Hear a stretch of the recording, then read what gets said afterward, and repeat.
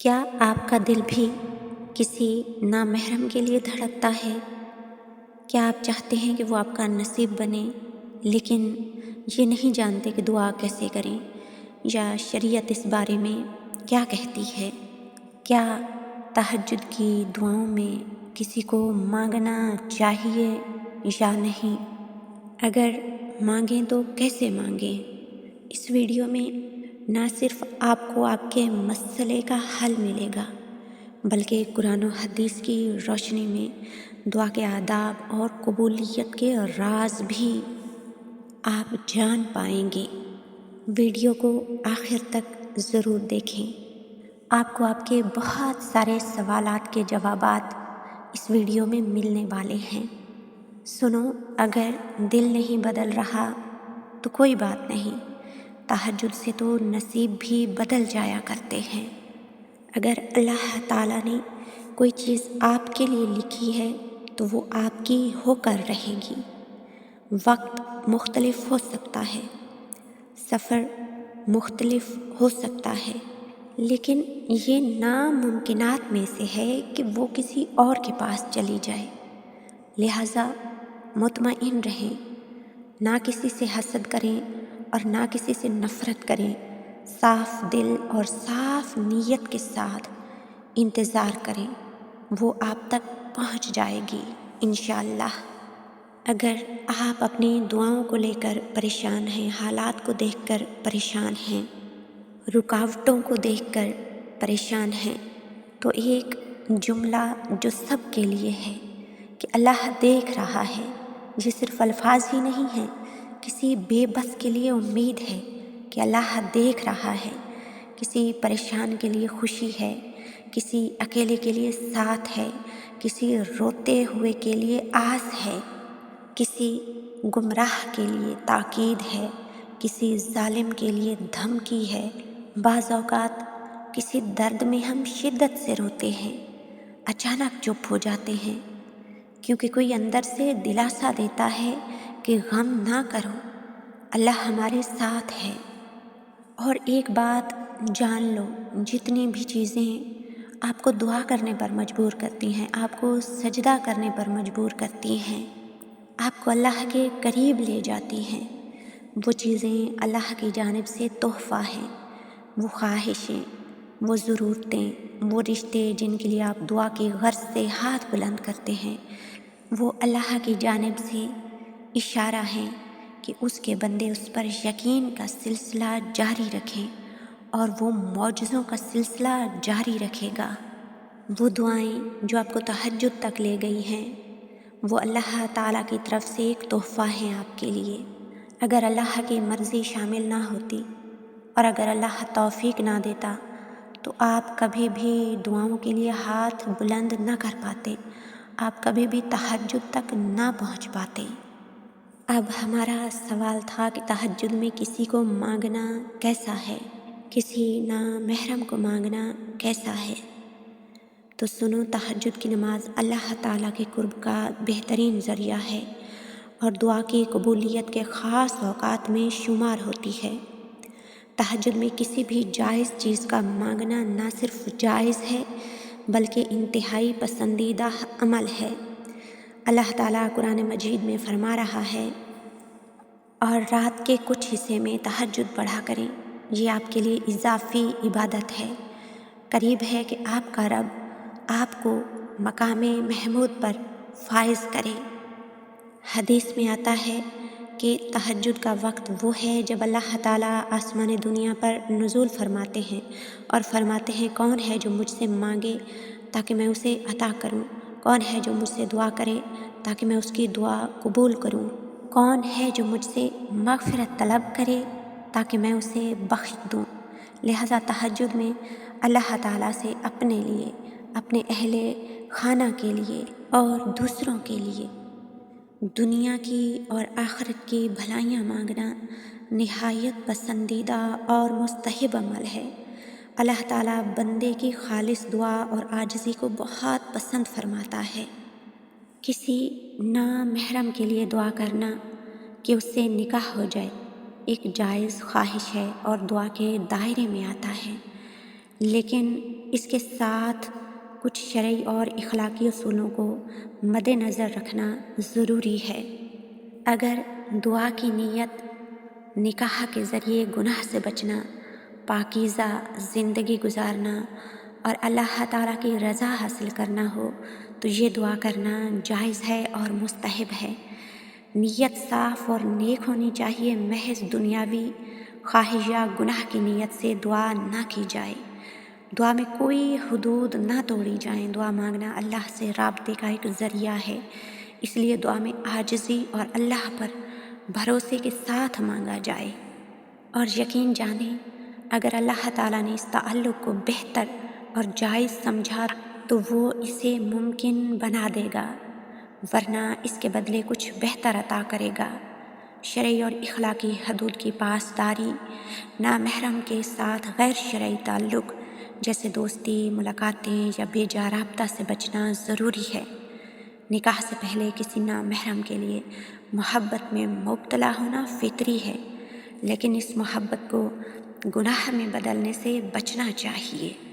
اب اگلا سوال کہ اللہ تعالیٰ سے دعا کیسے مانگیں، تہجد میں نامحرم کو کیسے مانگیں؟ تو آپ جب بھی دعا مانگیں، آپ جب بھی تہجد میں دعا مانگیں تو ایسے مانگیں کہ یا اللہ اگر یہ میرے حق میں بہتر ہے، میرے دین دنیا اور آخرت کے لیے بہتر ہے تو اس کے ساتھ نکاح کو ممکن بنا دے اور ہمارے درمیان برکت عطا فرما۔ اگر مخصوص نام لینا چاہیں تو بھی لے سکتے ہیں، یعنی آپ جس سے نکاح کرنا چاہتے ہیں اس کا نام لے کر بھی دعا مانگ سکتے ہیں۔ اللہ تعالیٰ قرآن پاک میں فرما رہا ہے کہ اپنے رب سے فضل مانگو۔ اس آیت کا مفہوم یہ ہے کہ انسان اپنی جائز خواہشات اور ضروریات کے لیے اللہ سے دعا کرے۔ نکاح ایک فطری اور جائز خواہش ہے، اس لیے اس کے لیے دعا کرنا قرآن کے مطابق درست ہے۔ اللہ تعالیٰ نے خیر اور بہتر چیزوں کے لیے دعا کرنے کا حکم دیا ہے۔ اللہ تعالیٰ قرآن پاک میں فرما رہا ہے اور اللہ سے اس کے فضل کا سوال کرو۔ رسول اللہ صلی اللہ علیہ وآلہ وسلم نے فرمایا کہ نکاح میری سنت ہے اور جو میری سنت پر عمل نہ کرے وہ مجھ سے نہیں۔ اس حدیث میں نکاح کو پاکیزہ زندگی گزارنے کا ذریعہ قرار دیا گیا ہے۔ اگر کسی شخص کے دل میں یہ خواہش ہو کہ وہ کسی نامحرم کے ساتھ نکاح کرے تاکہ گناہ سے بچ سکے تو اس میں کوئی حرج نہیں ہے۔ دیکھیں اگر آج آپ کا دل کسی کی محبت کو لے کر بہت زیادہ بے چین ہے تو اللہ کی حدود کو کبھی مت توڑیں۔ اللہ کر دے گا رحم تم پر، تمہیں وہ سب بہاریں واپس مل جائیں گی جو کھو چکی ہیں۔ وہ خود تمہارا ہاتھ تھامے گا اور تکلیف دور کر کے ناممکن کی تمام دیواریں توڑ دے گا، کیونکہ وہی اس دنیا کا مالک ہے اور وہی تمہارا مددگار ہے۔ میرا یقین ہے کہ اللہ تعالیٰ جب کن فرماتا ہے تو تمام رکاوٹیں منہ کے بل گرتی ہیں اور وہ اپنے روتے سسکتے ہوئے بندے کی آنکھوں کو ٹھنڈا کر دیتا ہے اور دل میں سکون اتار دیتا ہے۔ اگر آج آپ کسی کو تہجد میں مانگ رہے ہیں تو یقین کریں کہ تہجد زندگی بدل دینے والی نماز ہے۔ تہجد دعاؤں کو قبولیت کے درجے تک لے جانے والی نماز ہے۔ اللہ جن کو چن لیتا ہے ان کو تہجد تک لے آتا ہے۔ یہ تو اللہ تعالیٰ کی آپ پر رحمتیں ہیں کہ آپ اس کے قریب آ گئے۔ اللہ کے بندے پر رحمت کی ایک صورت یہ ہے کہ وہ اسے کسی ایسی آزمائش سے دوچار کر دیتا ہے جو وہ بیان نہیں کر سکتا اور اس کی تفاصیل کسی کو سمجھا نہیں پاتا۔ پوچھا گیا یہ رحمت کیسے ہے؟ رحمت یوں کہ حال دل کہنے کو اس بندے کے پاس اللہ کے سوا کوئی اور اختیار باقی ہی نہ رہے۔ تو بس آج جو آپ کے دل میں ہے، جو آپ کسی سے کہہ نہیں پاتے، جو آپ کسی کو بتا نہیں سکتے، تو وہ رات کے اندھیرے میں، رات کے سناٹے میں، جب ساری دنیا نیند کی آغوش میں ہو تو وقت تہجد اپنے پاک پروردگار کو بتائیں۔ وہ آپ کا राज भी रखेगा, आप पर अपनी रहमतें भी बरसाएगा, आपकी दुआओं को कबूल भी फरमाएगा और आपके बेचैन दिल को चैन भी अता फरमाएगा। हज़रत यूसुफ़ अलैहिस्सलाम जब 32 साल बाद अपने बाप से मिले तो बाप बेटा गले लगकर इतना रोए कि बेहोश हो गए, फिर उठे, इतना रोए कि बेहोश हो गए। हज़रत जिब्राईल अलैहिस्सलाम ने अल्लाह ताला से पूछा, या अल्लाह, इतनी मोहब्बत भी कोई किसी से करता है? तो अल्लाह ताला ने फरमाया, जिब्रील अलैहिस्सलाम, मैं उम्मत मुहम्मदी के हर फ़र्द से इससे 70 गुना ज़्यादा मोहब्बत करता हूँ। ये है अल्लाह ताला की मोहब्बत हम सब के लिए। जब ज़िंदगी में ऐसे हालात आ जाएं जहाँ आपको लगे कि आप तन्हा हो गए हैं, तो घबराना नहीं, रब से नाउम्मीद ना होना। यकीनन अल्लाह ताला ने आपके लिए लिख दिया है कि अल्लाह से जुड़ने के लिए आपको तन्हाइयों के रास्ते से गुज़रना पड़ेगा। खुश हो जाएं, अल्लाह ताला ने आपको अपनी याद के लिए चुन लिया है, आपको तहज्जुद के लिए चुन लिया है। आपके दिल में कुछ ख्वाहिशें डाल के, किसी की मोहब्बत डाल के वो आपको अपने करीब ले आया है। मैं अक्सर ये कहती रहती हूँ कि बहुत ही मोतबर होते हैं वो गम, वो ख्वाहिशें, वो चीज़ें जो हमें अल्लाह ताला से जोड़ती हैं, जो हमें अल्लाह ताला के करीब करती हैं। शायद आपको लग रहा हो कि सारी दुनिया आपकी मुखालफत कर रही है, कोई आपका साथ नहीं दे रहा। अगर आप वसीले तलाश कर रहे हैं तो सुने, सबसे बेहतरीन वसीला आपके अपने दोनों हाथ हैं। जब आप अपनी मुश्किलात का हल तलाश ना कर सकें तो अपने दोनों हाथ इकट्ठे जोड़कर अल्लाह ताला के आगे फैलाएं और अल्लाह आपके हाथों को कभी खाली नहीं लौटाएगा। और वक्त तहज्जुद तो अल्लाह खुद अपने बंदे को पुकारता है कि मुझसे मांगो ताकि मैं अता करूं। अब एक और सवाल जो आपके ज़हन में अक्सर आता होगा, जो आपको बेचैन रखता होगा कि जिसको तहज्जुद में मांगा है वो मिलेगा भी कि नहीं। तो सुनो, अल्लाह ताला से जो चीज़ खुलूस दिल, आजिज़ी और यकीन के साथ मांगी जाए वो कभी रायगा नहीं जाती। और अगर वो चीज़ आपके हक़ में बेहतर हो तो अल्लाह ताला उसे अता फ़रमा देता है, और अगर बेहतर ना हो तो उसके बदले में कोई और खैर अता करता है या उसे आखिरत के लिए ज़ख़ीरा कर लेता है। अल्लाह ताला कुरान पाक में फ़रमा रहा है कि मुझे पुकारो, मैं तुम्हारी दुआ कबूल करूँगा, लिहाजा दुआ करते रहें और अल्लाह ताला की हिकमत पर भरोसा रखें।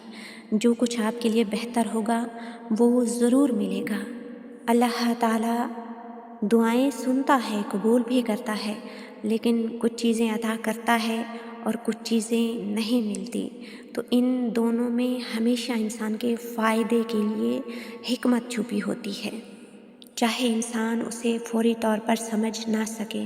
अल्लाह ताला हर इंसान से बेपनाह मोहब्बत करता है और वो जानता है कि इस बंदे के लिए क्या बेहतर है।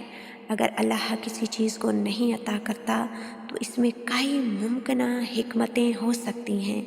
वो चीज़ आपके हक़ में बेहतर नहीं होती, हो सकता है जिस चीज़ की दुआ की जा रही हो वो आपके लिए दुनिया या आखिरत में नुकसानदेह हो। अल्लाह जानता है कि आपके लिए क्या बेहतर है, जबकि हम इंसान महदूद इल्म रखते हैं।